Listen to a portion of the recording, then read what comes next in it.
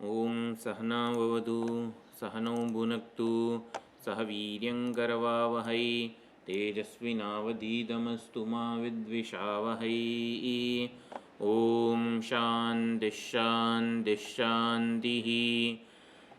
ओम यो ब्रह्माणं विदधाति पूर्वं यो वै वेदांश्च प्रहिणोति तस्मै तं हदेवमात्मबुद्धिप्रकाशं मुमुक्षुर्वै शरणमहं प्रपद्ये।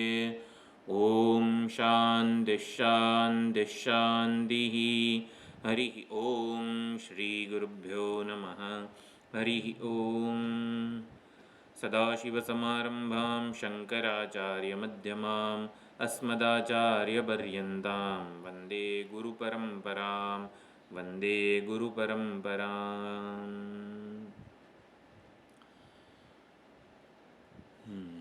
मंगलाचरण कर लीजिए।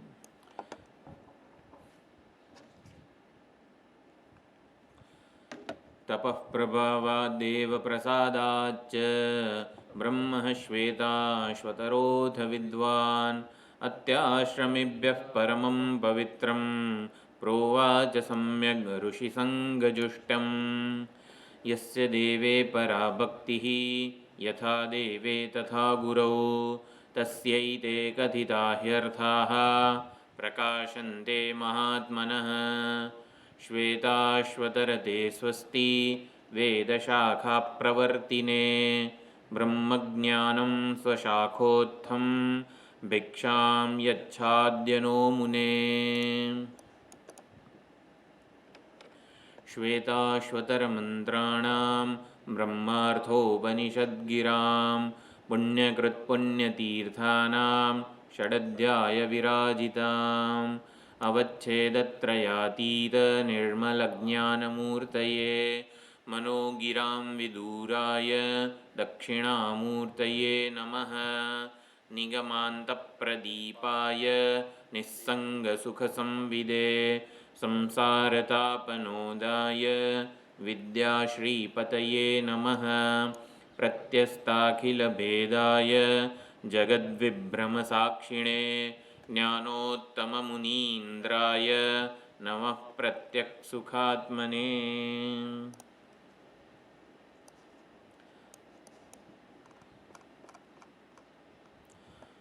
नित्यानन्दं निराधारं निखिलाधारमव्ययं निगमाद्यगतं नित्यं नीलकण्ठं नमाम्यहम्। तो श्वेताश्वतर उपनिषद संबंध भाष्य श्वेता इदं विवरणम् अल्पग्रंथम ब्रह्मजिज्ञासूनां सुखावबोधाय आरभ्यते। तो बहुत सुंदर रीते आ वाक्यनी चर्चा थई। फरीथी एकवार जाणे के एना उपर विचार करी लईए। समग्र केन्द्रवर्ती विचार विहंगावलोकन कहेवाय ए रीते।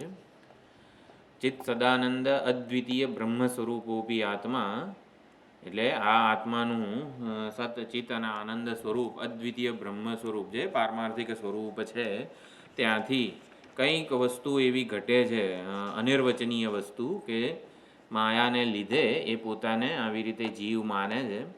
તો સ્વાશ્રયયા સ્વવિષયયા અવિદ્યયા સ્વાનુભવગમ્યયા સાભાસયા પ્રતિબદ્ધ સ્વાભાવિક અશેષ પુરુષાર્થઃ. તો આવી બધી અવિદ્યાની જે ચર્ચા છે, ચિત્ત એટલે સ્વયં પ્રકાશ હોય અને અન્યને પણ પ્રકાશિત કરે. ચિત્ત સત અને આનંદ, સચ્ચિદાનંદ એવા શબ્દો આપણે વાપરીએ છીએ. તો ચિત્ત સદાનંદ અદ્વિતીય બ્રહ્મ સ્વરૂપ. તો અદ્વિતીય એટલે એના અદ્વિતીય શબ્દથી પૂર્ણ કીધું છે, એના સિવાય બીજું કંઈ નથી, એનાથી સ્વતંત્ર સત્તાનું કંઈ નથી. અદ્વિતીય શબ્દ એટલે એના સિવાય કંઈ ના હોય, એટલે કે એનાથી સ્વતંત્ર સત્તા સ્ફૂર્તિ ધરાવનાર કંઈ નથી. ચૈતન્યથી સ્વતંત્ર સત્તા ધરાવતું હોય એવું કોઈ નથી, એટલે અદ્વિતીય કીધું છે. અને અવિદ્યા વેદાંતમાં ભાવરૂપ છે, એટલે કંઈ કશાકનો અભાવ, જ્ઞાનનો અભાવ, એને અવિદ્યા નથી કીધું. અવિદ્યા ભાવરૂપ છે. અવિદ્યા એટલે સ્વાશ્રયયા સ્વવિષયયા, ચૈતન્યના આશ્રિતે છે અને ચૈતન્યને જ વિષય કરે છે. એટલે સ્વાશ્રયયા અને સ્વવિષયયા એવું કીધેલું છે. મિસકોમ્પ્રિહેન્શન, સેલ્ફ મિસકોમ્પ્રિહેન્શન. હા, પોતાના વિશેની અધ્ધરતાલ અવિદ્યા હોય તો અજ્ઞાન કે જ્ઞાનનો અભાવ કે અસત વગેરે કહેવાય, પણ એવું નથી. પોતાના વિશેની ખોટી સમજ, વિપરીત નિર્ણય રૂપે, એટલે મિસકોમ્પ્રિહેન્શનને અવિદ્યા કીધી. ચૈતન્યના આશ્રયે જ રહેલી છે અવિદ્યા. કોણ અજ્ઞાની છે? તો કોઈ જડ પ્રકૃતિ વગેરે, એટલે જડાશ્રયા નથી અવિદ્યા, ચૈતન્યના આશ્રય રહેલી છે. એટલે આપણે એવું કહેવાય ને કે વૈષ્ણવાચાર્યો એટલે બધા ભક્તિ સંપ્રદાયના કહે ને કે ભગવાનને માયાપતિ તમે ના કહો, એમ ભાઈ એવું નહીં. તો એટલે માયાપતિનો અર્થ જાણે કે માયા સાથે સંબંધ ધરાવનાર એવો નથી થતો, માયાનું અધિષ્ઠાન થાય છે. એટલે માયા કોના આશ્રય રહેલી છે? તો આવી રીતે પરમાત્માના આશ્રય રહેલી છે. એ ચૈતન્યના આશ્રય રહેલી છે, કોઈ જડના આશ્રય નથી. હા, સાચો નિર્ણય કરો, સાચા નિર્ણય કરે, ખોટો નિર્ણય તમારા વિશેનો એને બી પ્રકાશિત કરે. બરોબર. એટલે સ્વાશ્રયા સત્ય ન જણાય અને મિથ્યા જણાય એવી પ્રકારની આ અવિદ્યા છે. એટલે ચૈતન્ય જ ચૈતન્યના પોતાના અદ્વિતીય બ્રહ્મ સ્વરૂપને નથી જાણતું, એના બદલે પોતાના વિશે ખોટો નિર્ણય કરે છે. તો અવિદ્યા એટલે આવી રીતે અનાદિ છે. હા, સ્વાશ્રયા, ભાઈ સ્વવિષયયા અને સ્વાનુભવ ગમ્યયા. એટલે એનું પ્રમાણ શું છે? તો સ્વાનુભવ એનું પ્રમાણ છે, એ પણ આપણે ચર્ચા કરી. બધાનું કારણ એ છે. અને અવિદ્યા જાતે જ આપણને વળગેલી છે, એટલે અવિદ્યાને પ્રાપ્ત કરવા માટે આપણે કંઈ કર્યું નથી. એ જાતે જ આપણને જાતે જ છે, એટલે અનાદિ કીધી છે. અનાદિ અવિદ્યા, અનાદિ એટલે એની જાતે જ છે, આપણે એના માટે કોઈ પ્રયત્ન કરવો પડ્યો નથી. અને સ્વાનુભવ ગમ્યયા એવું કીધું. અજ્ઞાનીને શોક મોહ વગેરે આવી રીતે થાય છે, એ જ એનું પ્રમાણ છે સ્વાનુભવ ગમ્ય. એટલે અવિદ્યા શાસ્ત્ર સિદ્ધ નથી. વેદાંત શાસ્ત્ર એ અવિદ્યાને પ્રમાણિત કરી છે એવું નથી, આપણો અનુભવ છે. એટલે અવિદ્યા શાસ્ત્ર સિદ્ધ નથી, સ્વાનુભવ સિદ્ધ છે. કારણ કે જ્ઞાની માટે અવિદ્યા તુચ્છ છે. તુચ્છ એટલે ન હોવા બરાબર છે એમ. એટલે રજ્જુ સર્પ જેમ સ્વાનુભવ ગમ્ય છે, રજ્જુ સર્પમાં પ્રમાણ શું છે? મારો અનુભવ, એમ. એમાં કંઈ મંદ અંધકારના આ બધી પરિસ્થિતિઓ પ્રમાણ છે એવું નથી, પરંતુ મારો અનુભવ. અને આભાસ રૂપ એટલે ચિદાભાસને જે જણાય છે, જ્ઞાનીને જણાતી નથી. હા, પ્રાતિભાસિક અવિદ્યાની. એટલે જ્યાં માંડુક્ય અને બધા જે પ્રૌઢ ગ્રંથો કહેવાય ને, એમાં પારમાર્થિક સત્તા અને પ્રાતિભાસિક સત્તા બે જ સત્તાનો સ્વીકાર થયો છે. વ્યાવહારિક ને ત્રીજી સત્તા ગણતા જ નથી. માંડુક્ય છે, લઘુયોગ વાસિષ્ઠ વગેરે છે, એમાં બે જ સત્તા છે, પ્રાતિભાસિક અને પારમાર્થિક. વ્યાવહારિક સત્ય શેના માટે સ્વીકારવામાં આવે છે? જીવનો વ્યવહાર, અત્યારે આપણે બોલી રહ્યા છે, ચાલી રહ્યા વગેરે બધો વ્યવહાર સમજાવવા માટે વ્યાવહારિક સત્યનો સ્વીકાર કરવામાં આવ્યો છે. હા, આપણે એક પ્રશ્ન મૂકેલો, જીવ છે એમાં પારમાર્થિક શું છે, વ્યાવહારિક શું છે અને પ્રાતિભાસિક શું છે? એક થોડાક દિવસો પહેલા મૂકેલો છે ગ્રુપમાં પ્રશ્ન. જાગ્રત અવસ્થાનો વ્યવહારિક છે. જાગ્રત અવસ્થા સ્વપ્નની જે અનુભવ છે, મને મારા સ્વપ્નનો અનુભવ મને ઇન્ડિવિજ્યુઅલ હોય, બીજાને ના હોય શકે, ના હોય, એટલે એ પ્રાતિભાસિક થશે. અને જે પારમાર્થિક તો પરમાત્માનું જે આત્મ સ્વરૂપ છે, એ પારમાર્થિક સત્ય. બરોબર. જીવમાં બધાને જોવા મળે, આ બોર્ડ બધાને જોવા મળે તો એને વ્યવહારિક સત્ય કહેવાય. પ્રાતિભાસિકમાં મને એકલાને. હા, એટલે જીવમાં પારમાર્થિક સત્ય, એનું સચ્ચિત અદ્વિતીય બ્રહ્મ સ્વરૂપ જે છે પારમાર્થિક છે. જીવને કર્મ અને કર્મફળના કાયદા પ્રમાણે એની ગતિ, સુખ દુઃખ વગેરે મળે છે. પ્રારબ્ધ વગેરે જે છે, જીવ જે પ્રારબ્ધ કર્મો, એટલે કર્મ અને કર્મફળ વગેરે જે છે એ વ્યાવહારિક છે, જીવની જે તે યોનિમાં ભ્રમણ વગેરે. અને પ્રાતિભાસિક શું છે જીવમાં?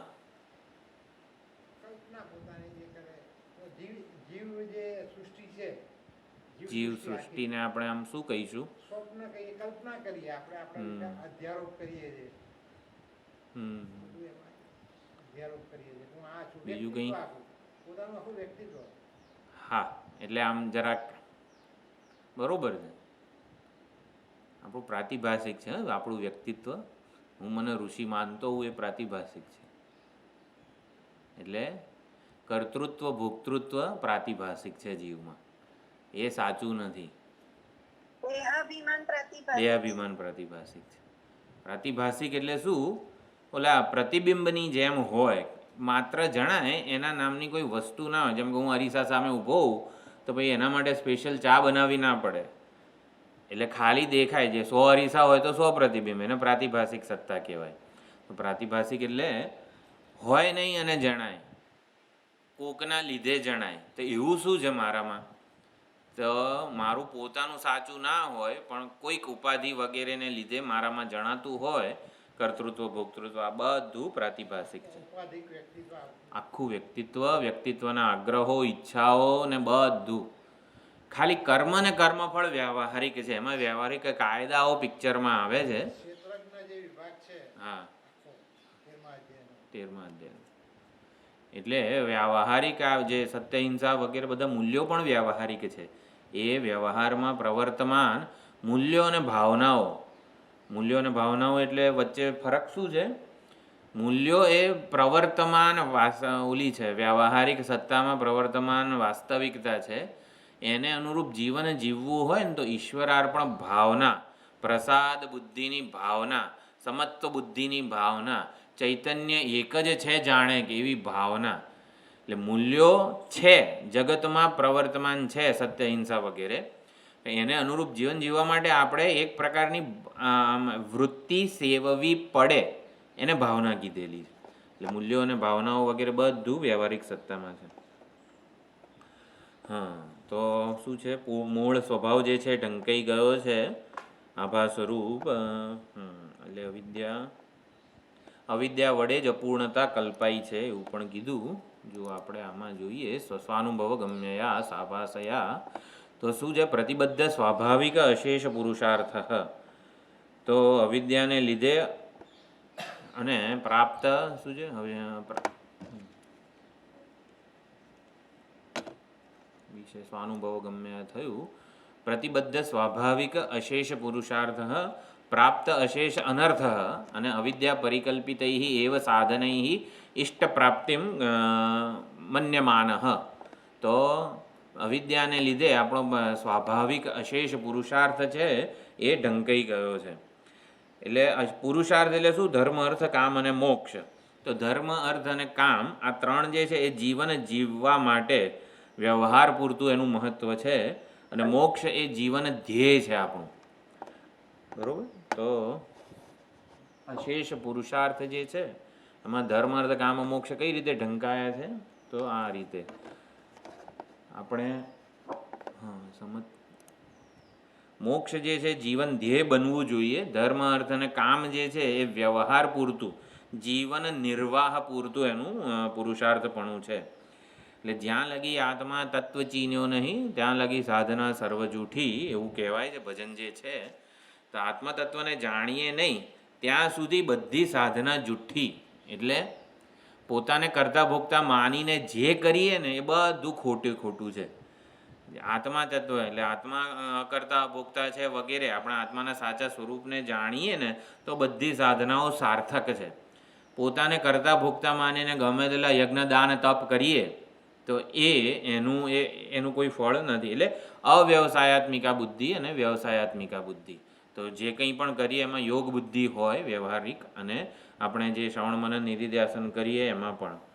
તો ઓલું ઈષ્ટ પ્રાપ્તિ, અનિષ્ટ જે છે ને એનામાં આ પણ સમજી શકાય છે. એટલે અવિદ્યા કલ્પિત અપૂર્ણતાથી મુક્ત થવાનો પ્રયત્ન કરવામાં આવે છે. જો અપુરુષાર્થમ પુરુષાર્થમ મન્યમાન મોક્ષાર્થમ અલભમાન મકરાદિભિ રાગાદિભિ ઇતસ્તતઃ સમાકૃષ્યમાણ. તો આવી રીતે અવિદ્યા આપણને ફંગોળે છે, રવાડે ચડાવે છે એવું કહેવાય. તો સ્વાભાવિક જે આપણું સ્વરૂપ છે એને ભૂલાવી દે છે, અને આવી રીતે આપણને અનેક બધા આ સંસારના બધા ચક્ર જે છે એમાં ભમાવે છે. અવિદ્યા કલ્પિત અપૂર્ણતાથી મુક્ત થવા માટે અવિદ્યા કલ્પિત સાધનોથી જ પ્રયત્ન કરીએ છીએ. એક આ બહુ જ અગત્યનું છે. અવિદ્યા પરિકલ્પિતૈ એવ સાધનૈ ઇષ્ટ પ્રાપ્તિમ મન્યમાન. અવિદ્યાના અનર્થથી છૂટવું છે. આપણી પાસે સાધનો જે એક છે, ચલો યજ્ઞ દાન તપ કે ગમે તે આપણે કરીએ, શાસ્ત્ર પણ ભણીએ, શાસ્ત્ર દ્વારા આવી રીતે અવિદ્યાથી મુક્ત થવાનો પ્રયત્ન કરીએ, અવિદ્યા પરિકલ્પિત એવ સાધ, ખબર નથી પડતી કે કરતા ભોગતા માનવાનું ચાલુ જ રાખીએ છીએ અને પછી આ બધા સાધનોનું અનુષ્ઠાન કરીએ છીએ. એટલે અપૂર્ણતાથી મુક્ત થવા માટે અવિદ્યાકલ્પિત સાધનોનો જ ઉપયોગ કરીએ છીએ. અવિદ્યાકલ્પિત સાધનોનો ઉપયોગ કરીએ છીએ એટલે શું કે આપણને ખબર પડી અવિદ્યા છે આપણા જીવનમાં, એના લીધે હું મને પોતાને અધૂરો ઊણો અપૂર્ણ વગેરે માનું છું, એક માનું છું, બીજા કરતાં જુદો માનું છું, ચૈતન્યનો ખિલ્ય માનું છું. તો હવે મારે શું કરવાનું?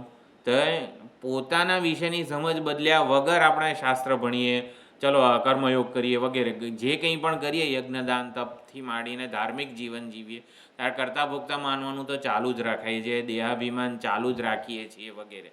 એટલે અવિદ્યા પરિકલ્પિત એવ સાધન. અવિદ્યા દ્વારા કલ્પાયેલા સાધનો કયા કયા છે? અવિદ્યા દ્વારા કલ્પાયા સાધનો તો દેહ છે, કર્તૃત્વ ભોક્તૃત્વ બધું અવિદ્યા કલ્પિત છે. એને કલ્પિત એવ સાધન. એટલે આ સાધનોને પકડી રાખીને જ અપૂર્ણતાથી છૂટવાનો પ્રયત્ન કરીએ છીએ. ભાઈ શ્વેતાશ્વતર ભણ્યા નહોતા આપણે, ચાલો ભણીએ.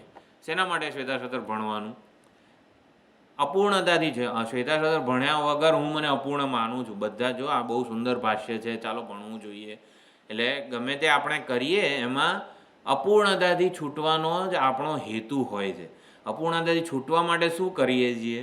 આ દેહાભિમાન, વ્યક્તિત્વ, કર્તૃત્વ, ભોક્તૃત્વ બધું પકડી રાખીને જ આ ભણવાનો પ્રયત્ન કરીએ છીએ. એટલે આપણે ગયા વખતે કેમ વિચાર કર્યો તો શ્રવણનું આપણે જે માનસિકતા કે અભિગમ શું હોવો જોઈએ? શ્રવણ કરીને આ બધું કરીને કંઈક આપણે જ્ઞાન મેળવીએ ને એવું નથી. હું વિશેના ખોટા ખ્યાલને છોડવા માટે, એનાથી છૂટવા માટે આ શ્રવણ છે. એ પ્રમાણે આપણે વિચાર કરેલો. એટલે અવિદ્યા પરિકલ્પિત એવ સાધન ઇષ્ટ પ્રાપ્તિમ મન્યમાન. તો એનાથી બસ હું આટલું ધન મેળવીશ, એટલે કે આટલું કર્મ કરીશ અને સુખી થઈ જઈશ, એને અવિદ્યા પરિકલ્પિત સાધન કહેવાય. પાંક્ત કર્મો જે બૃહદારણ્યકમાં આવેલા છે, પત્ની, યજમાન, માનુષવિત્ત, દૈવવિત્ત અને પુત્ર, એટલે પાંક્ત કર્મોને અવિદ્યા પરિકલ્પિત સાધનો કીધા છે. સુખી થવા માટે કર્મો અને ઉપાસનાઓ કરું છું, એ બધી વસ્તુઓ ઇષ્ટ પ્રાપ્તિ છે. પણ સુખી થવા માટે પોતાના વિશેની આ સમજ ચાલુ જ રહે છે અને એમાં એટલે અપૂર્ણતા ચાલુ જ રહે છે. એટલે અપુરુષાર્થમ પુરુષાર્થમ મન્યમાન. એટલે મમત્વનો વિસ્તાર કરીને આપણે કલ્પિત અપૂર્ણતાને દૂર કરવા માગીએ છીએ. અહમ અને મમનો વિસ્તાર, અહમને મહાન બનાવવાનો પ્રયત્ન કરું છું, થોડોક મોટો, થોડોક વિશાળ બનવાનો પ્રયત્ન કરું, અને મમત્વ જે છે એને વિસ્તારવાનો પ્રયત્ન કરું. મારી આટલી આટલી વસ્તુ, મારા આટલા આટલા સ્વજનો, મારું આટલું આટલું આ ઘર વગેરે. એટલે મમત્વનો વિસ્તાર શેના માટે કરીએ છીએ? અપૂર્ણતાથી છૂટવા માટે. પણ એ અપૂર્ણતા કલ્પિત છે એવું સમજતા નથી, અજ્ઞાન વડે કલ્પાયેલી છે મારામાં. એટલે અવિદ્યા આવી રીતે રવાડે ચડાવે છે. ટૂંકમાં ગમે ભોગ સુખ ભોગવીને સુખી અને પૂર્ણ થવા માટે ફાંફા મારીએ છીએ. આ વિષય ભોગવી લઉં, આ વિષય અહીંયા જઈ આવું, ત્યાં જઈ આવું, એમ. એટલે કે અવિદ્યા કેવી રીતે આપણને આવી રીતે અવિદ્યા પરિકલ્પિત સાધન કીધું. આપણે સુખ માટે ફાંફા મારીએ પણ સુખી થતા નથી. પછી માનસિક અપૂર્ણતાઓથી છૂટવા માટે લાગણીની પરતંત્રતા, લાગણી, હૂંફ વગેરે જે જરૂરિયાતો છે એ આપણે પોતાને અને પોતાના ઈષ્ટ દેવતાને છોડીને જગતમાંથી કોઈક આપણને સ્વીકારે, કોઈક આપણને આવી રીતે મારામાં આદર જન્માવે એવું આપણે લાગણીની જે જરૂરિયાતો છે, પ્રેમ, હૂંફ વગેરે મળે એના માટે પણ પ્રયત્ન કરે છે. સત્તા પ્રતિષ્ઠા મેળવી અહંકારના સ્તરે એ પૂર્ણ બનવા મથે છે, પણ કંઈ થતું નથી. અને વૈદિક કર્મો, યજ્ઞયાગ વગેરેથી કર્તૃત્વની ભ્રાંતિ છે ને જે એ દ્રઢ થતી હોય છે. એમાં સંકલ્પો હોય, આ હું આવ્યા અમુક ગોત્રોત્પન્ન અને આ ફળ માટે આ કર્મ કરીશ વગેરે. એટલે ઈરાદાપૂર્વકના આપણે જે પણ વૈદિક કર્મો વગેરે કરીએ એનાથી દેહાભિમાન દ્રઢ થતું હોય છે. એટલે વૈદિક કર્મોની અહીંયા નિંદા નથી. વૈદિક કર્મો જો અવ્યવસાયાત્મિકા બુદ્ધિથી થયા હોય તો એ કલ્યાણકારક નથી. પણ વૈદિક કર્મો વ્યવસાયાત્મિકા બુદ્ધિથી થયા હોય તો એ કલ્યાણકારક છે. વ્યવસાયાત્મિકા બુદ્ધિ એટલે ઈશ્વર પર આધારિત નિશ્ચયાત્મક બુદ્ધિ. નિશ્ચયાત્મિકા બુદ્ધિ. ભાષ્યકારે આ જ શબ્દ વાપરેલો છે. પણ આમ એટલે વ્યવસાયાત્મિકા બુદ્ધિ એટલે મારે ખાલી મારા ધ્યેયનો નિશ્ચય છે કે મારે अपने જ ઓળખવાનું, સ્વરૂપને ઓળખવાનું છે. મોક્ષ પ્રાપ્ત કરને કે लिए जो बुद्धि વ્યવસાયાત્મિકા બુદ્ધિ એકેહ કુરુ નંદન. બરોબર. બહુ શાખાવાળી ના જોઈએ. હા, બહુ શાખા એ અવ્યવસાયાત્મિકા બુદ્ધિ. પોતાને કરતા ભોગતા માનીએ ને તો પછી વેદોમાં એટલા બધા કર્મો આપણને દેખાય ને કે ચલો આ કર્મ કરીને ઓલું સુખ મેળવી લો. કર્મો અને ફળ આપણને અનંત દેખાય છે વેદમાં, પણ પોતાને આવી રીતે કરતા ભોગતા વગર એટલે કર્તૃ ભોગતા માન્યા વગર આપણે વેદને જોઈએ તો આપણને સાંખ્ય બુદ્ધિ અને યોગ બુદ્ધિ આ બંને વ્યવસાયાત્મિકા બુદ્ધિ છે. જે વ્યવસાયાત્મિકા બુદ્ધિપૂર્વક આપણે કંઈ કર્તવ્ય કર્મોનું અનુષ્ઠાન કરેલું હોય, સાંખ્ય બુદ્ધિ એટલે હું કરતા નથી, હું ભોગતા નથી, એ સાંખ્ય બુદ્ધિ છે. અને હું કરતા નથી, મુખ્ય કરતા નથી, ગૌણ કરતા છું અને ભોગતા છું, એ પ્રમાણે ભોગતા નથી, કરતા છું અને ભોગતા નથી, એ યોગ બુદ્ધિ કહેવાય. કરતા છું એટલે કે ગૌણ કરતા છું, ઈશ્વરનો સેવક છું, ભક્ત છું વગેરે, પ્રદાતા છું. એટલે યોગ બુદ્ધિમાં કરતા છું પરંતુ ભોગતા નથી. આનો ફળ વગેરે ઉપર મારો એકલાનો અધિકાર છે ને એવું નથી. હું એકલો ભોગવી લઉં, એકલો લાભ ખાટી જઉં, સ્વાર્થ પૂર્તિ વગેરે નથી, એને યોગ બુદ્ધિ કહેવાય. એટલે અવ્યવસાયાત્મિકા બુદ્ધિવાળા જ અપુરુષાર્થને પુરુષાર્થ માને. જે ભાષ્યમાં શબ્દ છે ને, અપુરુષાર્થમ પુરુષાર્થમ મન્યમાનઃ, તો અપુરુષાર્થને પુરુષાર્થ કોણ માને? અવ્યવસાયાત્મિકા વાળા.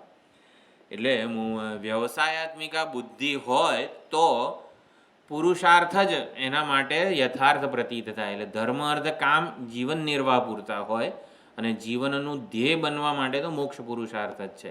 આવી વ્યવસાયાત્મિકા બુદ્ધિવાળાની સમજ હોય છે. એટલે મોક્ષને જ એકમાત્ર પુરુષાર્થ માને, ધર્મ અર્થ કામને જીવન વ્યવહારનું સાધન માને છે. એટલે હા, પછી મોક્ષાર્થ મકરાદિભિ રાગાદિભિ ઇવ, તો મગર વગેરે જેમ આવી રીતે ફંગોળે એવી રીતે અવ્યવસાયાત્મિકા બુદ્ધિ જો ચાલુ હોય તો રાગ દ્વેષ વડે સંસારમાં ફંગોળાવાનું ચાલુ રહે. એટલે ગુરુ શાસ્ત્ર વગેરેનું આપણે એની ઈચ્છા જ ન થાય, સત્સંગમાં જવાની ઈચ્છા ના થાય વગેરે, કલાક બેસીને સાંભળવાની ઈચ્છા, કંઈક કહેવાનું કરવાનું હોય તો અમે કરીએ, એ શું સાંભળવાનું વગેરે. આપણે ઘણા બધા આપણને મળેલા છે વ્યક્તિઓ કે જે શાસ્ત્રના સત્સંગ માટે તૈયાર ના હોય, એમ કંઈક કરવા માટે 100% તૈયાર હોય. આવી રીતે રાગ દ્વેષ મગરો છે ને એ આપણને ફંગોળે. એ શ્રવણ માટેની ઈચ્છા થવી, શ્રવણ કરી શકીએ છીએ, એ ભગવાનની બહુ મોટી કૃપા છે. એટલે સંસારમાં અજ્ઞાની જીવનું આવી રીતે પરિભ્રમણ ચાલુ જ રહે છે. હવે બહુ સુંદર આવે છે, સમાકૃષ્યમાણ સુર નર તિર્યગાદી પ્રભેદ ભેદ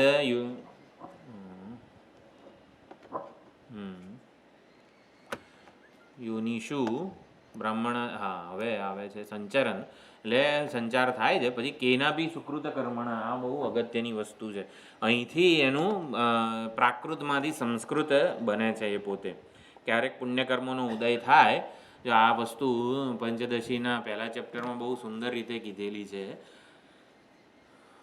નદ્યામ ઇવા કીટા આવર્તાંતરમ અશ્નુતે લભંતે નૈવ નિર્વૃત્તિમ. બહુ સુંદર શ્લોક છે પંચદશીના 2, કે એક વમળમાંથી બીજા વમળમાં, જે કીડો છે સમુદ્રના નદીના જે અમુક વમળ હોય, નર્મદા નદીમાં પણ અમુક વમળ હોય છે, તો વમળમાં એકવાર ફસાઈએ ને પછી એ વમળ જ આપણને બીજા વમળમાં નાખે, આપણે કંઈ કરવાનું ના હોય. એટલે રાગાદિભિ વગેરે એક વમળ છે. એટલે ભમરી વગેરે જે કહેવાય છે, એકવાર ભમરીમાં ફસાયા ને પછી સારામાં સારો તરવૈયો હોય, એનું ગમે તેટલું બળ હોય ને તો પણ વમળમાંથી એની જાતે નીકળી ના શકે. એટલે પંચદશીમાં બહુ સુંદર રીતે પહેલા જ પ્રકરણના કંઈક 60મો કે 67મો શ્લોક છે. એટલે રાગ વગેરે બધાને એક વમળ કીધું છે. આપણે જેટલા પણ રાગ છે ને એ બધા રાગ દ્વેષ એ બધા વમળ છે.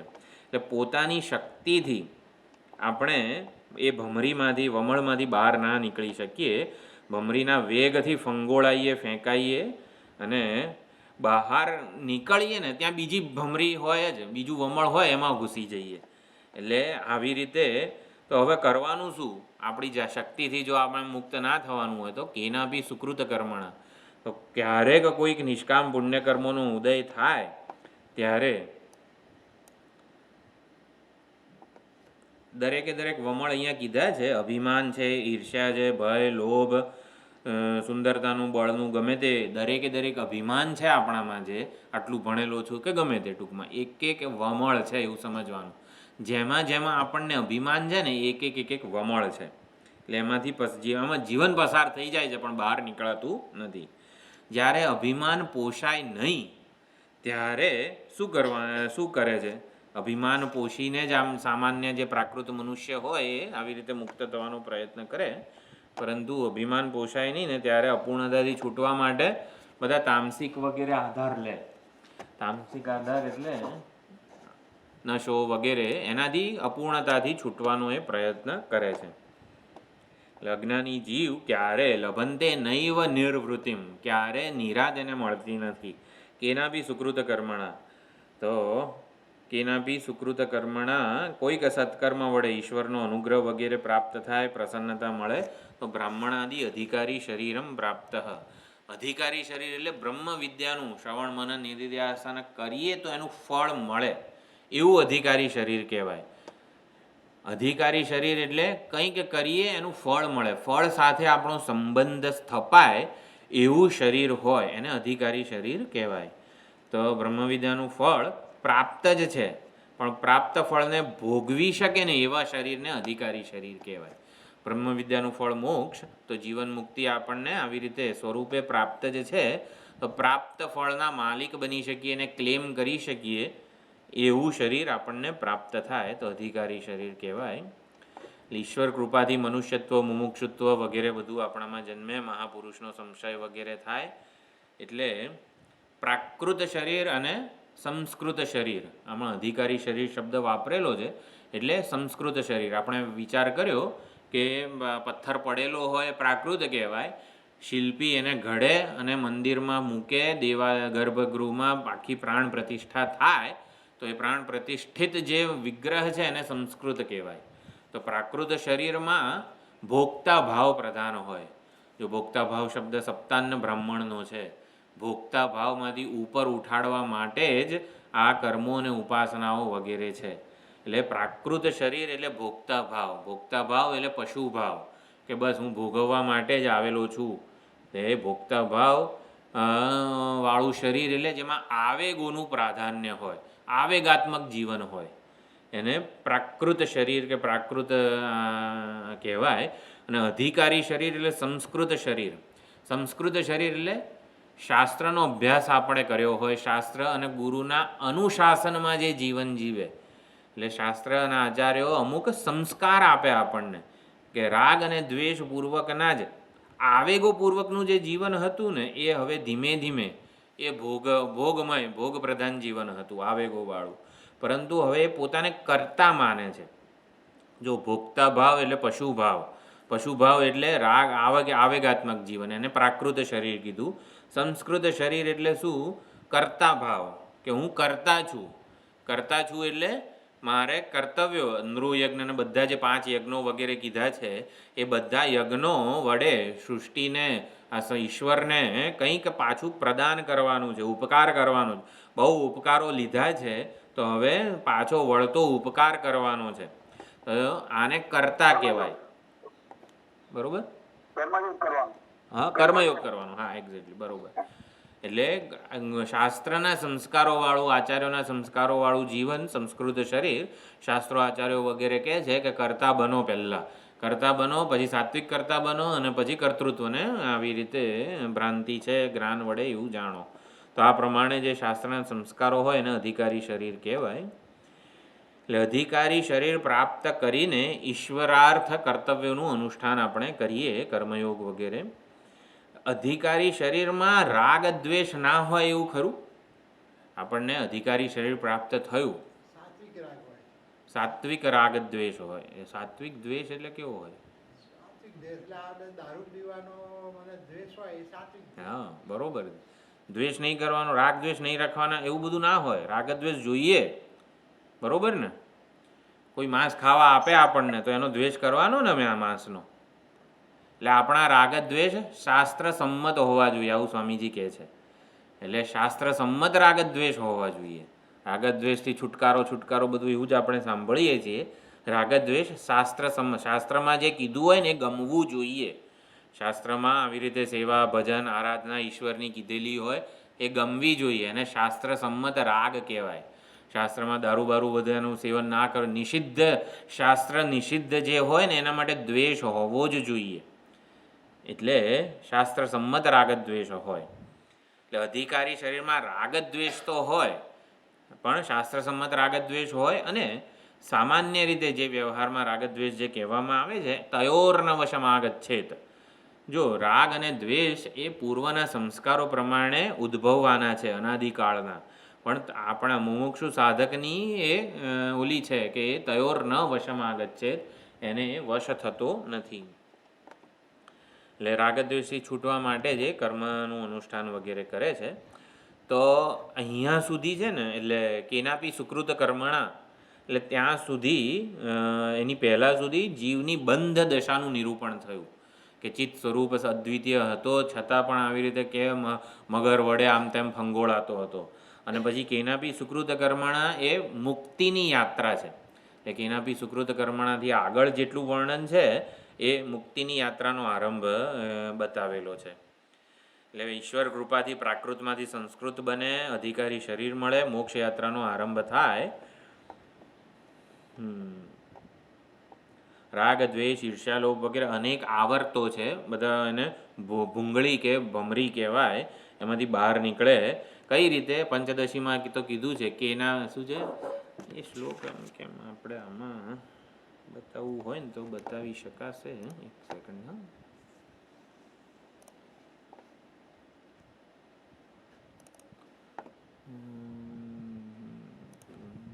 ગુરુ પૂર્ણિમા.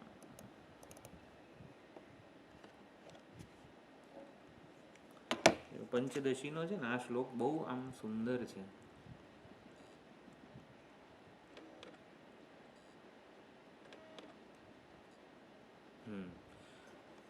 31 પહેલા અધ્યાયનો 31મો શ્લોક છે. પહેલું જ જે પ્રકરણ છે ને, વંચાતું હશે બધાને, બરોબર. સત્કર્મ પરિપાકાતે કરુણાનિધિના ઉદ્ધૃતા. સત્કર્મનો પરિપાક થાય ને ત્યારે કરુણાનિધિ, કોઈક ગુરુ કોઈક આચાર્ય આવી રીતે એના વડે એક કંઈક પાંદડું મૂકે અને કીડાને આવી રીતે બહાર કાઢે. એ સંસારના વમળમાંથી બહાર કોણ કાઢે? જે પોતે બહાર હોય, સંસારમાં પોતે જ ભમતો હોય એવો ના હોય. એટલે કરુણાનિધિના ગુરુની અહીંયા વાત કરી. અને કરુણાનિધિ ક્યાં મૂકે? એને પ્રાપ્ય તીર તરુચ્છાયામ. અને કિનારે જે વૃક્ષ છે, એટલે કિનારે જે જ્ઞાનરૂપી વૃક્ષ છે એની છાયામાં એ મૂકે છે. પ્રાપ્ય તીર તરુચ્છાયામ વિશ્રામ્યંતી યથાસુખમ. અને પોતાને યથાસુખ એટલે કે સુખેથી વિશ્રામ કરે છે. આગળ છે ને ઓલું વર્ણન હતું, આમાં તો અપરોક્ષાનુભૂતિ. આગળ એ કીડો કેવી રીતે એક વમણમાંથી બીજા વમણમાં ફંગોળાય છે ને એનું વર્ણન હતું. અહીંયા તો આ ગુરુનો મહિમા હતો એટલે આ શ્લોક જ લખેલો છે મેં. ઉપદેશમ અવાપ્ય એવમ.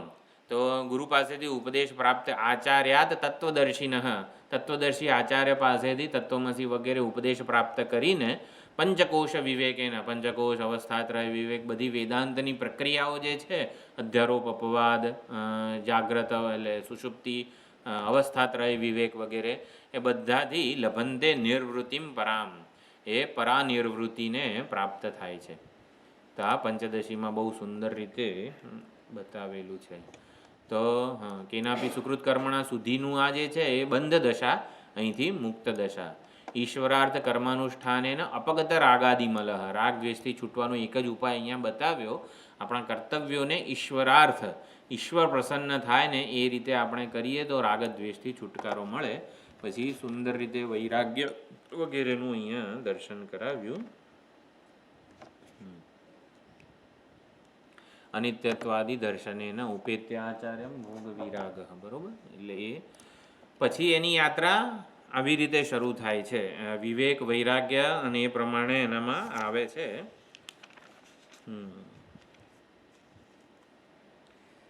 ઈશ્વરાર્થ કર્માનુષ્ઠાનેન અપગત રાગાદિ મલહ.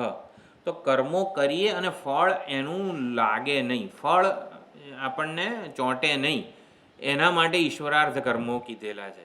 જો ફળથી વિશિષ્ટ થઈ જઈએ છીએ આપણે, ધન પ્રાપ્ત કરીએ તો ધનવાન, એટલે ધનથી વિશિષ્ટ થયા કહેવાય.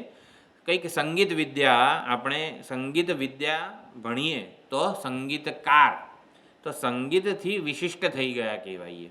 એ જે કંઈ પણ કરીએ છીએ ને એનાથી વિશિષ્ટ થઈ જઈએ. વિશિષ્ટ એટલે ક્વોલિફાઈડ, એટ્રીબ્યુટ, એક આપણું પોતાનું પીછું ઉમેરાય છે. એટલે બ્રહ્મ શું છે? શ્વેતાશ્વતર ભણવાનું છે, બરાબર? શ્વેતાશ્વતર ભણીએ છીએ એમ કરીને પીછું ઉમેરવાનું નથી આપણામાં. જેમ કીધું ધનવાન, સંગીતકાર વગેરે વગેરે, જે કર્મો કરીએ ને એનું ફળ ક્યારે આપણને લાગે વગેરે. ઈશ્વરાર્થ કર્મ હશે ને તો ફળ નહીં લાગે, એ સમજી રહ્યા છીએ. તો ફળ ના લાગે એટલે શું? ફળથી વિશિષ્ટ ના થઈએ. આપણે કોઈ પણ પ્રયત્ન કરીએ તો પોતાના વિશે આવી રીતે એક વિશેષ પીછું ઉમેરી દઈએ છીએ. એ જો થતું હોય તો એ ઈશ્વરાર્થ ના કહેવાય. એટલે ઈશ્વરાર્થ કર્મનું અનુષ્ઠાન થવું એટલે શું? ફળથી પોતાને વિશિષ્ટ નહીં માનવાનું. એટલે એવી રીતે વિશિષ્ટ બનવાનું નથી. કર્માધ્યક્ષ અને કર્મફળ દાતા એ આ કર્તવ્યો સોંપેલા છે. જો ફળથી વિશિષ્ટ ક્યારે થઈએ છીએ? જ્યારે હું મારી ઈચ્છાથી, મને ગમે છે કે મારું ધાર્યું કરું ને, તો જો અત્યારે આપણે ધારો કે હું આપણું જ ઉદાહરણ લઈએ, આપણે audio video streaming, BA system ને અહીંયા જે કંઈ પણ આપણું પ્રદાન છે એ કરતા હોઈએ છીએ, એને એ આપણું ઈશ્વરાર્થ થયું છે કે નહીં એ કઈ રીતે ખબર પડે? તો એની આજ્ઞા, એટલે કે જો રાજા હોય કોઈ, એ સૈન્યને આજ્ઞા આપે છે, સૈન્ય યુદ્ધ લડવા જાય છે. રાજા તો પોતે મહેલમાં બેઠો છે, અને સૈન્ય હારે તો રાજા હાર્યો કહેવાય, અને સૈન્ય જીતે તો રાજાની જીત થઈ કહેવાય. સૈન્યને કંઈ છે ખરું? સૈન્ય પોતે માને છે કે હું હાર્યું કે હું જીત્યું? સૈનિકો એવું માને છે? હાર અને જીતનો શ્રેય કોણ લે છે? રાજા જ લે છે ને. આજ્ઞા કોણે કરી છે સૈન્યને? રાજાએ કરી છે. એટલે ફળ કોને ચોંટે? રાજાને ચોંટે. એટલે ઈશ્વરે મને આજ્ઞા કરી છે આ કર્તવ્યની, એવું આપણે સમજીએ ને તો ફળ ઈશ્વરને લાગે.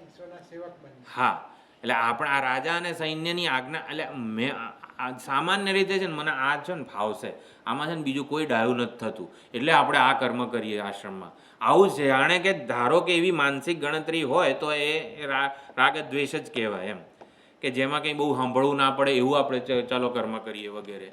આ તો આપણું જ ઉદાહરણ લઈને મેં સમજાવ્યું. ઈશ્વરાર્થ કર્મોનું અનુષ્ઠાન એટલે શું? આપણે આજ્ઞા કોની માની છે? પોતાની જાતે ને જાતે જ. એટલે જે આચાર્યનું અનુશાસન એટલે બહુ જ અગત્યનું હતું પહેલાંના જમાનામાં. આચાર્ય કહે ને એ કર્મો કરતું, એ ઉપાસના કર, એ મંત્ર કર, કે જે કંઈ હોય એમ. મને 4 વાગે ઉઠીને નિધિધ્યાસન કરવું છે તો એ ઈશ્વરાર્થ ના કહેવાય, આચાર્યએ કીધું છે. એટલે આપણા ઘણા બધા આવી રીતે સંતો વગેરે જે છે બધું ભાઈ આચાર્યને પૂછીને કરવાનું. એટલે પછી બધું એમની જવાબદારી થાય. આપણને એનું ફળ લાગે નહીં, કુકર્મ થાય કે સત્કર્મ થાય, આપણને કોઈ ચિંતા નહીં એમ. એટલે ઈશ્વરની આજ્ઞા સમજીને, હવે ઈશ્વર ક્યાં સામે ઊભા હોય તો આપણે પૂછીએ ને ભગવાન કરવું કે નહીં, આ તો આપણે સમજવાનું કે એ ફળથી વિશિષ્ટ નથી થવાનું. કે એકવાર બેટરી બંધ થઈ ગઈ અને રેકોર્ડિંગ ના થયું તો સ્વામીજીને પૂછીએ એકવાર કે સ્વામીજી એકાદ વાર પ્રવચન રેકોર્ડ ના થાય તો તમને દુઃખ થાય? ભૂલ તો આપણી જ હોય, બરાબર? કંઈ બેટરી કે ગમે તે કંઈ કનેક્શન છૂટી ગયું, સાઉન્ડ રેકોર્ડ ના થયો બરાબર, તો સ્વામીજીને દુઃખ થાય નહીં ને? દુઃખ કોને થાય? આપણને થાય, બરાબર ને? કે આપણાથી બરાબર ના થયું વગેરે. હા, ફળથી વિશિષ્ટ જે થાય આ વસ્તુ સમજવાની 1 મિનિટ છે. કદાચ મીટિંગ બંધ થાય તો બીજી વાર કરીશું. સ્વામીજી પોતે જે કોર્સમાં હતા પવઈમાં ત્યારની વાત છે. એટલે એ પણ આ માઇક સિસ્ટમ આગળ બેસતા હતા, અને બડા સ્વામીજી એટલે કે ચિન્મયાનંદજીનું કંઈ કે જાહેર જ્ઞાન યજ્ઞ હતો.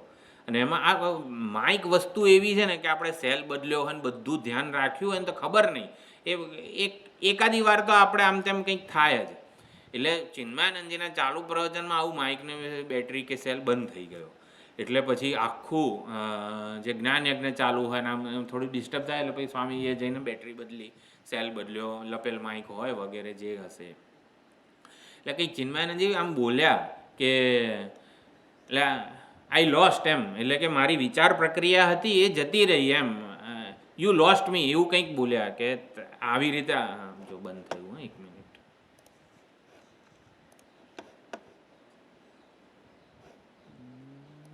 ક્યાં ગયું?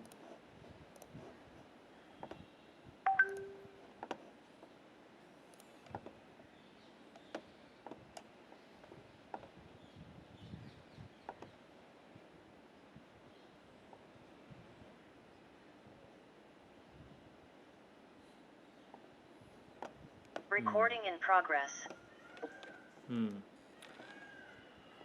તો એટલે એ વખતે આપણે હોઈએ તો આપણને તો કેવું આમ લાગે ને કે આ ખોટું થયું આપણાથી વગેરે, સ્વામીજીની વિચાર પ્રક્રિયા તૂટી ગઈ.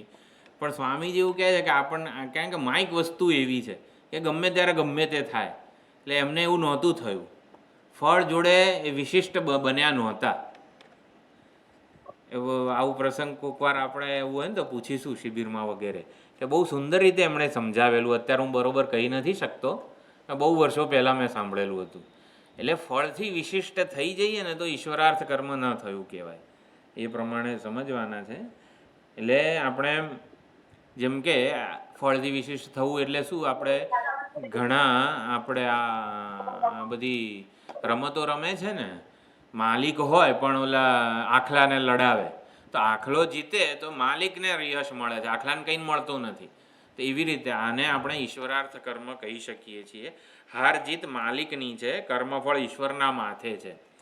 અને કર્મફળ ઈશ્વરના માથે છે, એટલે ઈશ્વર એટલે શું, સમષ્ટિ છે.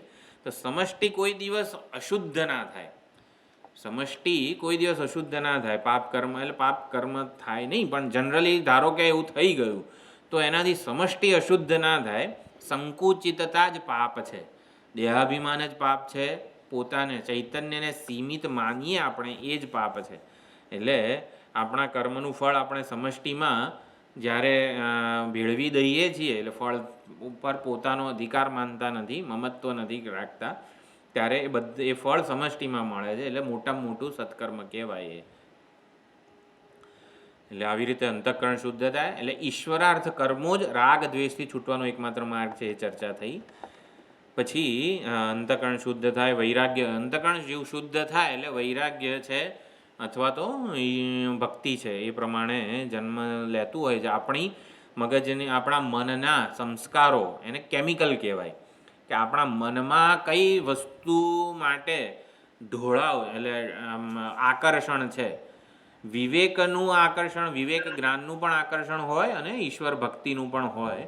તો આપણા અંતઃકરણ શુદ્ધ થાય એટલે આવી રીતે આખો ફાંટો પડે છે. તો વૈરાગ્ય વગેરે પણ ઉત્પન્ન થાય, સંસારનું સાચું સ્વરૂપ સમજાય અને વિવિધિશા જન્મે. ભગવાને જગત બનાવ્યું છે જેવું કે વૈરાગ્ય જન્મે જન્મે જન્મે ને જન્મે જ એમ. જગતની કોઈ વસ્તુ એવી ને એવી રાખી નથી. વૈરાગ્ય ન જન્મે ને તો આશ્ચર્ય થવું જોઈએ, હાય હાય 60-70 વર્ષ થઈ ગયા હજી વૈરાગ્ય નથી જન્મ્યો એમ. ભગવાને જગત જ એવું બનાવ્યું છે કે વૈરાગ્ય જન્મે જ, 10-12 વર્ષના હોઈએ ને તોય જન્મે, એવું કંઈ 60 વર્ષની રાહ જોવાની જરૂર નથી. એટલે જગત જ બનાવ્યું છે. વૈરાગ્ય ન જન્મ્યો હોય ને તો આશ્ચર્ય થવું જોઈએ કે આ બધું અનિત્યતા, અપૂર્ણતા ને આ બધું જોઈને આપણને હજી વૈરાગ્ય નથી જન્મ્યો એમ. એટલે આચાર્ય પાસે નિત્ય વસ્તુને જાણવા માટે જાય છે. આ બધી સુંદર રીતે આમાં ચર્ચા થઈ છે આ વાક્યમાં. અને શ્રવણ વગેરે આની પણ ચર્ચા કરીએ આપણે. શ્રવણ એટલે તાત્પર્ય નિશ્ચય થવો જોઈએ. શ્રવણ ક્યારે પૂરું થયું કહેવાય, સંપન્ન ક્યારે થયું કહેવાય, જ્યારે ભાઈ કહેવા શું માગે છે, વેદાંત શાસ્ત્રો આપણને શું પહોંચાડવા માગે છે, એ તાત્પર્ય નિશ્ચય થાય. અને તાત્પર્ય નિશ્ચય હંમેશા પ્રસ્થાન ત્રયીના આચાર્ય પાસેથી જ થાય. જે પ્રસ્થાન ત્રયીના આચાર્ય ન હોય એની પાસે આપણે ભણ્યા હોઈએ તો તાત્પર્ય નિશ્ચય ના થાય. એટલે પ્રસ્થાન ત્રયીના આચાર્ય હોવા જોઈએ, એમની પાસે જ તાત્પર્ય નિશ્ચય થાય. અહમ બ્રહ્માસ્મિ વગેરે જ્ઞાન તત્કાર્ય વીતશોક ભવતી. અજ્ઞાનનો નાશ થાય અને અજ્ઞાન કાર્યનો બાધ થાય છે એવું કહેવાય છે. ચાલો આ વસ્તુ પણ છે. અજ્ઞાન એટલે દોરીનું અજ્ઞાન છે ને નષ્ટ થાય છે, અને અજ્ઞાન કાર્ય જે કંઈ છે કર્તૃત્વ ભોક્તૃત્વ વગેરે સંસારિત્વ અધુરપની ભ્રાંતિ વગેરેનો બાધ થાય છે. તો આ પ્રમાણે અજ્ઞાન કાર્ય જે અહંકાર ઈચ્છા કર્મો વ્યવહાર આ બધું બાધિત થઈ જાય છે. જો વસ્તુ બહુ સુંદર છે. અજ્ઞાન કાર્ય બાધિત થાય, જ્ઞાન વડે અજ્ઞાન નિવૃત્તિ થાય તો અજ્ઞાન કાર્ય બાધિત થાય. બાધિત થાય એટલે એની સત્યતા ના રહે, કારણ કે અહંકાર બાધિત અનુવૃત્તિ વગેરે શબ્દો વપરાતા હોય છે કે જ્ઞાન નિષ્ઠા હોય તો પણ કોળિયો જે છે ને મોંમાં જ જાય છે, નાકમાં નથી જતો. એટલે કંઈક આને બાધિત કહેવાય કે બાધ થઈ ગયો છે છતાં પણ દેખાય છે એવું ને એવું. ત્રંબકમ યજામહે સુગંધિમ પુષ્ટિ ઉર્વારુકમ એવ બંધનાત. ઉર્વારુક કે તુમડું હોય એ લાગેલું જ હોય, પરિપક્વ લાલ થઈ ગયું હોય, પાકી ગયું હોય, પછી જાણે કે લાગે કે એના મૂળ વેલા સાથે બંધાયેલું છે, પણ આમ પકડવા જઈએ તો હાથમાં આવી જાય. બળેલી દોરી, એના વળ એવા ને એવા દેખાય ખરા પણ હાથમાં કશું ના આવે. આને અજ્ઞાન કાર્યનો બાધ કીધેલો છે. અહંકાર દેખાય, ઈચ્છાઓ દેખાય, કર્મો દેખાય, કર્મફળનો ભોગ દેખાય, તાવ આવે, કોરોના થાય, બધુંય થાય જ્ઞાનીને. તો એ બધું આપણને દેખાય ખરું પણ હોય નહીં, એ બાધિત થયેલું હોય. તો કર્મો વ્યવહાર બધું બાધિત છે. કેમ? બંધન કરતા નથી રહેતું એટલે બાધિત કીધેલું છે. એટલે અજ્ઞાન કાર્ય બાધિત થાય છે, અજ્ઞાન નષ્ટ પામે છે, અજ્ઞાનનો આત્યંતિક નાશ થાય છે. એવું ક્યાં આવ્યું? આમાં બૃહદારણ્યકમાં આવ્યું ને, સૈંધવ ખિલ્ય. એટલે એ કયો પ્રલય હતો? આત્યંતિક પ્રલય, આત્યંતિક નાશ. એ પ્રમાણે ચર્ચા હતી. પ્રાકૃતિક નહીં પરંતુ આત્યંતિક હતો. એટલે મોક્ષનું સ્વરૂપ છે અવિદ્યા નિવૃત્તિ. તો એ પ્રમાણે દેહમાં અહંભાવ વગેરે જે કંઈ પણ છે અવિદ્યાને લીધે જ છે. એટલે એ બધું બાધિત થઈ જાય.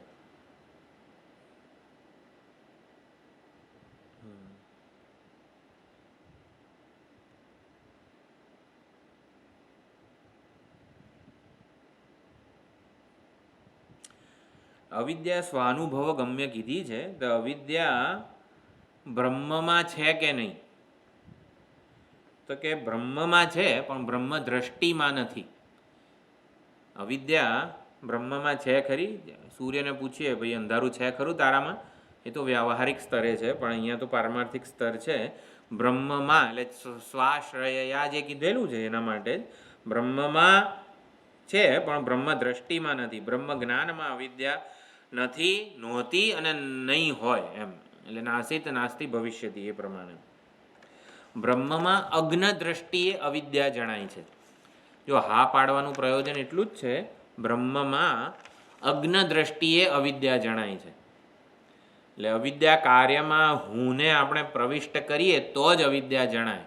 અવિદ્યા ક્યારે જણાય? અવિદ્યા ઔપાધિક છે. અવિદ્યાની પ્રતીતિ કોઈક નિમિત્તે છે, એમનેમ નથી, સ્વતઃ નથી.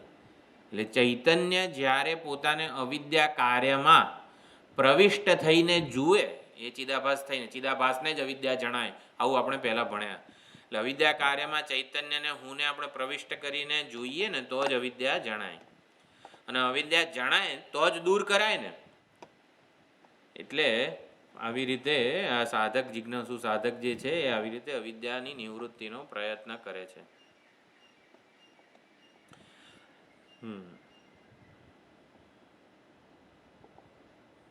એટલે વાસ્તવમાં નથી એને સત્ય માનીને અવિદ્યાની કલ્પના શાસ્ત્રોએ કરેલી છે. એવું છે, અવિદ્યાની કલ્પના જ કરેલી છે શાસ્ત્રોએ. આપણને દુઃખમુક્ત કરવા માટે શાસ્ત્રએ અવિદ્યાનો અધ્યારોપ કરેલો છે. આપણને દુઃખમુક્ત કરવા માટે શાસ્ત્રએ અવિદ્યાનો અધ્યારોપ કર્યો છે. એટલે આપણે યક્ષ તેઓ બલી જેવું ભૂત જે છે એને ભગાડવા માટે બીજું ભૂત ઊભું કરવું પડે. એ પ્રમાણે અવિદ્યારૂપી ભૂત કાઢવા માટે બીજું થોડુંક સારું ભૂત શાસ્ત્ર દ્વારા ઉત્પન્ન કરવામાં આવે છે. એટલે ભૂત દેખાય નહીં. અજ્ઞાનીનું નાનું ભૂત કાઢવા માટે શાસ્ત્ર થોડુંક મોટું ભૂત વળગાડે છે. અવિદ્યા એ નાનું ભૂત છે અને તત્વજ્ઞાન એ મોટું ભૂત છે. એ શાસ્ત્રએ ઊભું કરેલું ભૂત છે. એટલે અધ્યારોપ અને અપવાદ. અધ્યારોપ કર્યો અવિદ્યાનો અને એને કાઢવા માટે તત્વજ્ઞાનનું મોટું ભૂત ઊભું કર્યું, એટલે એ અવિદ્યાનો અપવાદ કરે છે.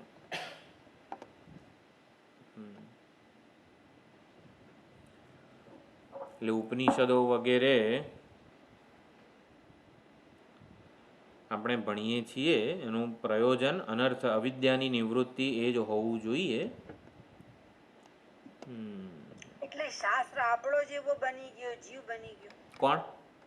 અધ્યારોપ શાસ્ત્ર અધ્યારોપ કર્યું ને અપવાદ કર્યું એટલે પ્રશ્ન સમજાયો નહીં. પણ શાસ્ત્રે અધ્યારોપ કર્યો અને અપવાદ કર્યો. શાસ્ત્રએ અવિદ્યાનો અધ્યારોપ કર્યો. Becomes similar to us. નો નો શાસ્ત્ર જાણે છે For the sake of આપણને દુઃખમુક્ત કરવા માટે.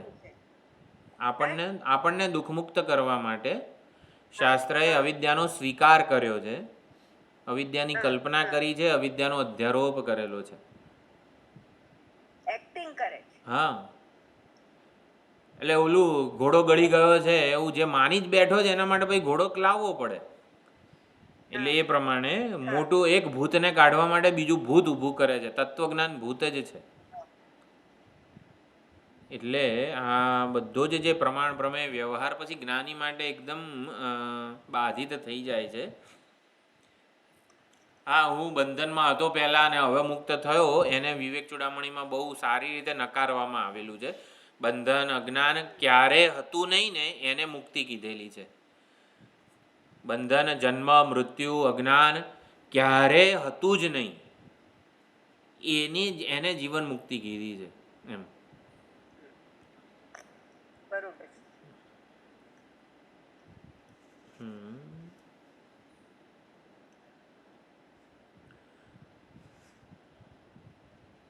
હવે એક આ છેલ્લી લીટી છે, જોઈ લઈએ આપણે.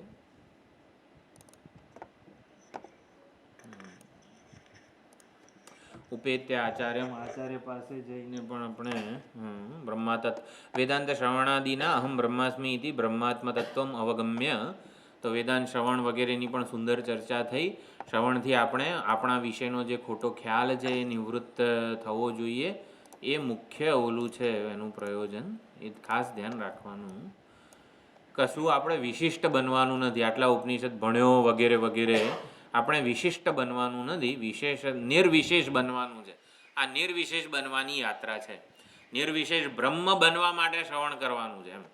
એટલે કે ગમે તે શ્રવણ મનન આરાધના કર્મયોગ કરીને વિશિષ્ટ બનવાનું નથી, નિર્વિશેષ બનવાનું છે. જેટલી વિશેષતાઓ ઓઢેલી છે એ દૂર કરવા માટે શ્રવણ છે એવું સમજીએ આપણે. બ્રહ્માસ્મિતિ બ્રહ્માત્મ તત્વમ અવગમ્ય નિવૃત્ત અજ્ઞાન તત્કાર્ય વીતશોક ભવતી. હંમેશા જીવન મુક્તિનું આમ જ્ઞાનીનું વર્ણન કેવું થતું હોય, યો ન દ્વેષ્ટિ ન કાંક્ષતી, પછી શું છે એને ક્રોધ નથી આવતો, નાભિનંદતી ન દ્વેષ્ટિ.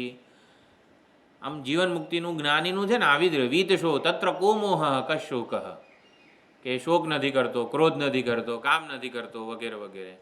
એટલે કામના જન્મતી નથી. આમ જરાક આમ નેગેટિવ, આમ જરાક લાગણીહીન વર્ણન જ હોય છે. એને કંઈ થાય જ નહીં. આમ જાણે કે સુખ દુઃખથી મુક્ત છે, ભૂખ તરસથી મુક્ત છે, સંસાર ધર્મોથી મુક્ત છે, શોક મોહથી મુક્ત છે. એટલે આમ કેવો એક પથ્થર જેવો છે. આવો જ હોય ને પથ્થર, શોક મોહ થાય પથ્થરને. આમ જ્ઞાનીનું વર્ણન ક્રોધ નથી કરતો, એને ઈચ્છા નથી થતી, એને આમ નથી થતું તેમ નથી થતું. કેવું આમ વીત શોકો ભવતી અજ્ઞાન તત્ કાર્ય ભવતી. એટલે આમ આપણને વર્ણન જરાક આમ પેસિવ લાગે, પણ એ બહુ જ સુંદર રીતે વિવેક ચૂડામણીમાં કરવામાં આવ્યું છે. આ બધી જ વસ્તુ આ નથી કરતો તે નથી કરતો એ તો એની આડ પેદાશ છે જીવન મુક્તિ કે બ્રહ્મજ્ઞાનની. બ્રહ્મજ્ઞાનનું મુખ્ય ફળ શું છે? બહિરંત સદાનંદ, આનંદનું રસ તરબોળ થયેલો હોય આનંદ રસથી. એટલે હંમેશા આ વસ્તુ યાદ રાખવાની. આ વીત શોક ભવતીને બધું લખે ત્યારે બહિરંદ સદાનંદ રસાસ્વાદનમ આત્મની, આવી રીતે વિવેક ચૂડામણીનો 419મો કે 421મો કે એવો શ્લોક છે. ત્યાં છે ને બહુ સુંદર રીતે વર્ણન કરેલું છે કે હકીકતમાં થાય છે શું એમ. જો આ બધી જ વસ્તુઓ જે કીધી ને આગળ, સુખ ના થાય, દુઃખ ના થાય, કામ ક્રોધ મુક્ત વગેરે, એ બધું કોઈક કેમિકલ એક મેડિકલની એક દવાથી પણ થાય. રાગ ક્યારે જન્મે છે? સાયન્સે શોધી કાઢ્યું છે. દ્વેષ ક્યારે જન્મે છે? સાયન્સે શોધી કાઢ્યું છે. અમુક પ્રકારના હોર્મોન આપણા મગજમાં જન્મે તો આપણને દ્વેષ થાય છે. એ હોર્મોનને સાયન્સે દવા રૂપે શોધી કાઢ્યું છે. એટલે એ હોર્મોન ના જન્મે ને એની દવા પણ શોધી કાઢી છે. આ જન્મમાં દ્વેષ મુક્ત બનવાનો ઉપાય વિજ્ઞાન પાસે છે. દ્વેષ નામનો હોર્મોન જન્મે જ નહીં ને એવી વ્યવસ્થા થઈ ગઈ છે સાયન્સ દ્વારા. તો કેટલું સારું. આ રાગ દ્વેષ જ્યારે ને ત્યારે એક તો એટલો ત્રાસ કરે છે. રાગ દ્વેષથી મુક્ત જીવન સાયન્સે શોધી કાઢ્યું છે. એને દવા છે. એવા હોર્મોન જન્મશે જ નહીં આપણામાં કે ઈર્ષ્યાથી મુક્ત જીવનનો ઉપાય સાયન્સ પાસે છે, મેડિકલ પાસે છે. જો આ સાંભળેલું છે, હા, એટલે કહું છું. અમુક પ્રકારના હોર્મોન જન્મે ને તો દ્વેષ અને ઈર્ષ્યા થાય છે. એ હોર્મોન જન્મે જ નહીં ને એવી દવા છે તો જીવન મુક્ત કહેવાઈએ ને આપણે. દવા આધારિત તો થઈ ગયા. એ જે હોય, રાગ દ્વેષ નહીં જન્મે એવું કીધું ને જ્ઞાનીના લક્ષણમાં, બરોબર. એને ક્રોધ નહીં જન્મે, એને કામ નહીં જન્મે, એને રાગ દ્વેષ નહીં જન્મે, એને આમ નહીં જન્મે, તેમ નહીં જન્મે, બધું એવું જ વર્ણન આવે છે જ્ઞાનીનું હંમેશા. તે તો સાયન્સે શોધી કાઢ્યું છે. એ તો ટાઈમ બિંગ છે, અનિત્ય છે. જેટલી વાર દવા ખાઓ એટલી વાર એનું અસર થાય, પછી નહીં. પણ જેટલી વાર દવા ખાઈએ એટલી વાર તો જીવન મુક્ત કહેવાય ને. ના એવું કેમ નહીં? અમુક વાર એટલી વાર જીવન મુક્ત નહીં, શાસ્ત્રમાં જીવન મુક્ત મહાત્માનું જેટલું વર્ણન છે એ રાગ નથી કરતો ને દ્વેષ નથી કરતો ને બધું આપણે દવા લીધી હોય એટલા ટાઈમમાં લાગુ પડી જાય છે. પણ આપણને એની અનુભૂતિ થવી જોઈએ, નથી થતી ને એમાં. શું નથી થતું અનુભૂતિ? આનંદ, જે આપણને પોતાનો સ્વરૂપ આનંદ નથી આવતો. હા, એ મહત્વનું છે. જ્ઞાની પોતાની મર્યાદાઓનો સ્વીકાર કરે છે અને બીજાઓની પણ મર્યાદાનો જ્યારે સ્વીકાર કરે તો જ રાગ દ્વેષ થતું. હા, સામાવાળાની મર્યાદા એ તો આપણે જ્ઞાનનો ઉપાય છે. પણ આપણો આ તો જસ્ટ આમ કેવું કહેવાય, જીવન મુક્તિના બધા લક્ષણો એ દવા લઈએ ને એમાં પતી જતા હોય છે. પણ એટલે કહેવાનો તાત્પર્ય એ છે કે જીવન મુક્તિનું કંઈ એ તો આડપેદાશ છે એમ. રાગ નહીં કરે, દ્વેષ, કામ ક્રોધ નહીં કરતો વગેરે વગેરે, એ કંઈ મુખ્ય ફળ નથી ટૂંકમાં જ્ઞાનનું. તત્વજ્ઞાનનું ફળ બહિરંત સદાનંદ રસાસ્વાદનમાત્મની સ્વરૂપભૂત પૂર્ણ અનંત આનંદની અનુભૂતિ સતત થવી એ જીવન મુક્તિ છે. એટલે આમ જાણે કે તત્વજ્ઞાનીનું વર્ણન આવું જ આવતું હોય છે. એ કર્મ કરે ને તોય બંધાય નહીં, એ કર્મ કરે ને તોય રાગદ્વેષ ના જન્મે, આવું તેવું બધું હોય છે. પણ હકીકતમાં એ આપણે સમજવાનું કે નિત્ય તૃપ્ત નિરાશ્રય વગેરે બધું જે કીધું છે, નિત્ય તૃપ્તિ ક્યારે હોય? જ્યારે આ સ્વરૂપભૂત આનંદની સતત અભિવ્યક્તિ થતી હોય. તો આ પ્રમાણે છેલ્લી લીટી શું છે? અવિદ્યા નિવૃત્તિ લક્ષણસ્ય મોક્ષસ્ય વિદ્યાધીનત્વાદ યુજ્યતે ચ તદર્થ ઉપનિષદ આરંભ. તો અવિદ્યા નિવૃત્તિ લક્ષણ જેનું છે એવો મોક્ષ વિદ્યાને અધીન છે. એટલે મોક્ષ જે છે અવિદ્યા નિવૃત્તિ લક્ષણ રૂપ છે અને એ તત્વજ્ઞાનથી આવી રીતે પ્રાપ્ત થાય છે. અને માટે એ તત્વજ્ઞાન અગત્યનું છે અને એના માટે ઉપનિષદનો આરંભ થાય છે. તો મોક્ષ એટલે અમરતા, અવિનાશી વગેરે પણ એ વિદ્યાને અધીન છે, જ્ઞાનથી પ્રાપ્ત થાય છે. તત્વજ્ઞાન જે છે એ વાસ્તવિકતાને પ્રગટ કરે છે, કશી નવી વસ્તુ જન્માવે છે એવું નથી. તો આમાં દરેકે દરેક જે પોઈન્ટ હતા એ આપણે આવી રીતે વિચારી શકાય. ઘણો સમય મળશે ત્યારે જો ચિત્ત સદાનંદ અદ્વિતીય બ્રહ્મ સ્વરૂપોપી આત્મા, એટલે આપણું પારમાર્થિક સ્વરૂપ આ છે, એક વિચારનો વિષય છે. સ્વાશ્રયા સ્વાનુભોગ સાભાસયા એ અવિદ્યા વિષયક ચર્ચા થઈ. અવિદ્યાનું કાર્ય શું થયું? પ્રતિબદ્ધ સ્વાભાવિક અશેષ પુરુષાર્થ પ્રાપ્ત અશેષ અનર્થ અવિદ્યા પરિકલ્પિતૈ એવ સાધનૈ ઇષ્ટ પ્રાપ્તિમ મન્યમાન અપુરુષાર્થમ પુરુષાર્થમ મન્યમાન.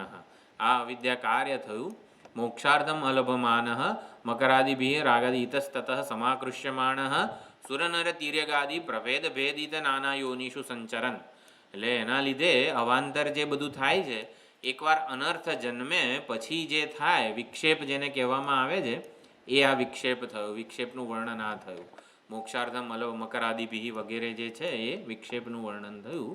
અને અહીંથી પાછું કેનાપી સુકૃત કર્મણા બ્રાહ્મણાદિ અધિકારી શરીરમ પ્રાપ્ત, એટલે અધિકારી શરીર મળે વગેરે એ થયું. ઈશ્વરાર્થ કર્માનુષ્ઠાને ન અપગત રાગાદિ મલહ, તો ઈશ્વરાર્થ કર્મના અનુષ્ઠાનથી રાગ દ્વેષ વગેરે દૂર થાય.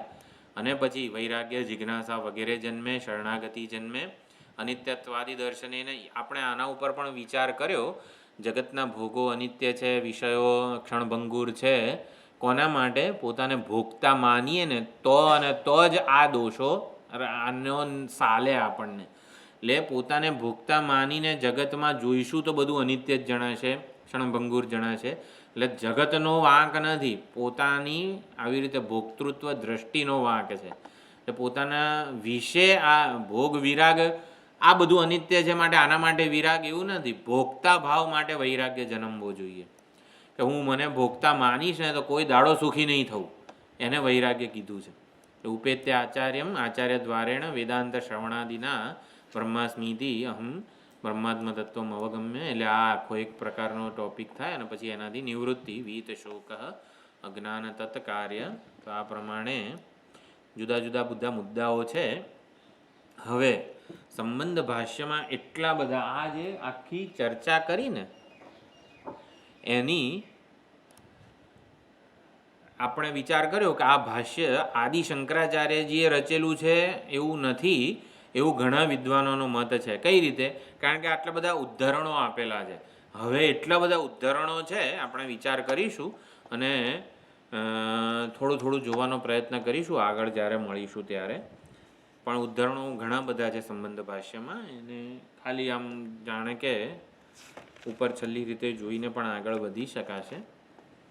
આ જે વાત સિદ્ધાંત પ્રગટ થયો એના સમર્થનમાં અનેક બધા શાસ્ત્રોના પુરાણોના ઉદ્ધરણો આપેલા છે. ઉદ્ધરણો ભણતા ભણતા થાકી જઈએ ને આપણે, એટલા ઉદ્ધરણો છે કે બસ હવે અમે સમજી ગયા તત્વજ્ઞાનથી મોક્ષ થાય. એટલે જ્યારે આપણને એવું થશે ને ત્યારે આપણે પણ એને બાયપાસ કરીને આગળ જે પહેલો મંત્ર છે શ્વેતાશ્વતરનો, આપણે પણ થાકી જઈશું. ઉદ્ધરણો એટલા બધા છે, કેટલા પાના ભરીને છે આપણને ખબર નથી, ટૂંકમાં ઘણા બધા છે. 70-80 પાના છે. આપણે તો તમે થાકો ને તો કહી દેજો, તો આપણે સીધો પહેલા મંત્ર ઉપર સ્વિચ ઓવર કરીશું. ખરેખર ભણતા અને ભણાવતા થાકી જવાય ને એટલા ઉદ્ધરણો છે. આ જે સિદ્ધાંત રજૂ કર્યો પહેલા ફકરાનો, એ મારી કંઈ કપોળ કલ્પિત બુદ્ધિ છે એવું નથી, પરંતુ શાસ્ત્રમાં પ્રસિદ્ધ છે એમ. એટલે આપણે થોડા થોડા જોવાનો પ્રયત્ન કરીશું. કંટાળો આવે તો આગળનો પહેલો મંત્ર લઈ લઈશું, બરાબર? એટલે હવે જ્યારે મળીએ કાયારોણની શિબિર પછી ત્યારે જોઈશું. ત્યાં સુધી મારી એવી ઈચ્છા છે કે આવી રીતે એક એક મુદ્દો જે અત્યારે હું છેલ્લા વાક્યનો બોલ્યો, એક મુદ્દા ઉપર પોતાનું ચિંતન આપણે શેર કરીએ અથવા તો લખીએ કે ગમે તે રીતે. આપણે બહુ જ સુંદર ચર્ચા થઈ આ પહેલા વાક્યની, તો એ પ્રમાણે આપણે અને સહાધ્યાયીઓએ આ પ્રમાણે શેર કરવાનું છે. આપણે જેમ ઓલામાં જોયું નીલકંઠ મહાદેવમાં કે શેર ના કરીએ ને તો પછી થાય બધું, જે થવું એ થાય. પણ ટૂંકમાં વિદ્યાદાન, આપણને વિદ્યા મળી છે તો એ દાનમાં મળેલી વિદ્યા જે છે ને એનું પણ અમુક અંશ દાન કરવો જ જોઈએ. દાનમાં મળેલું પોતે ને પોતે સંગ્રહી રાખીએ તો પતન થાય. એટલે દાનમાં મળેલી વસ્તુ એકબીજાને આવી રીતે શેર કરીએ. પોતાના સર્કલમાં તો નહીં ચાલો, પણ આપણે ફેમિલિયર છીએ. હું હંમેશા વાત કરતો હોઉં છું, સનતકુમાર બની જવાનું. એક વક્તા હોય, બાકીના 3 શ્રોતા હોય. એ પ્રમાણે ચલો આના વિશે આપણે આજે આટલું 5 મિનિટ બોલીશું, આના વિશે આ આપણે બોલીશું. ભાઈ અજ્ઞાન વિશે ચાલો હું થોડીક રજૂઆત કરીશ. ઓલો કીડાઓ આમ તેમ ફરફર કરે છે, રાગાદિભી મકરાદિભી, કઈ રીતે ફંગોળાવાઈએ છીએ આપણે. અવિદ્યા પરિકલ્પિતૈ સાધનૈ, આ વસ્તુ પણ બહુ અગત્યની છે. પોતાને કરતા ભોગતા માનીને જ બધા કર્મો કરીએ છીએ. એટલે એ વસ્તુને આપણે હાઇલાઇટ કરી શકીએ કે ચાલો એ ક્યાં આપણે સુધારવાની જરૂર છે. આ બધી વસ્તુઓ અંદરો અંદર આપણે કરીએ તો પણ વાંધો નથી. કંઈક ગોઠવીશું એ થવું જોઈએ. માત્ર ને માત્ર આપણે શ્રવણ કરીએ ને એવું કોઈ શાસ્ત્ર કે આચાર્ય કહેતું નથી. એટલે એવું નથી કહેતું કે પ્રવચન કરતા બનવાનું છે આપણે, એવું નથી. આપણે શેર કરવાનું છે. એટલે આપણે આપણું જે કંઈ હોય એ આવી રીતે એક એક ઉપર આપણી પોતાનો ભાવ અભિવ્યક્ત કરીએ. આમ તો દરેક ક્લાસ પછી ભાવાભિવ્યક્તિ હોવી જોઈએ, પરંતુ એ પછી આપણે બહુ પછી બધા બંધ થઈ જશે આવતા એવું હું માનું છું. એટલે કે એના એવું નથી કરતા, પણ ટૂંકમાં આપણું કર્તવ્ય આ બની જાય છે કે આના ઉપર ખરેખર તમે ભારપૂર્વક સમજજો, બીજું કંઈ. ઓમ પૂર્ણમદઃ પૂર્ણમિદં પૂર્ણાત પૂર્ણમુદચ્યતે પૂર્ણસ્ય પૂર્ણમાદાય પૂર્ણમેવાવશિષ્યતે. ઓમ શાંતિ શાંતિ શાંતિ. હરિ ઓમ. શ્રી ગુરુભ્યો નમઃ. હરિ ઓમ.